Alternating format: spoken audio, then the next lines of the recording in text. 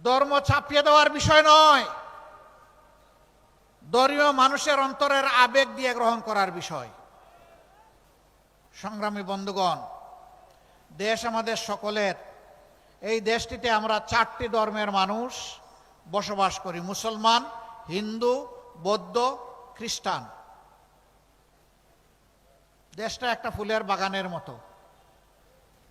আল্লাহ যেমন মুসলমানদেরকে পয়দা করেছেন, তেমনি অন্য ধর্মের লোকদেরকেও পয়দা করেছেন। আমরা কেউ আল্লাহর কাছে আবেদন করে এই দেশে পয়দা হইনি, আল্লাহ তার ইচ্ছা মতো পয়দা করেছেন। আল্লাহ সকলের রিজেক দাতা, সকলকে সম্মান দেন। আপনার আমার কোনো অধিকার নেই ধর্মের ভিত্তিতে কাউকে আঘাত দেওয়ার, কারো ক্ষতি করার কোনো অধিকার আমাদের নেই। বরঞ্চ আমাদেরকে মিলেমিশে একটা উন্নত মানবিক সমাজ এখানে গড়তে হবে।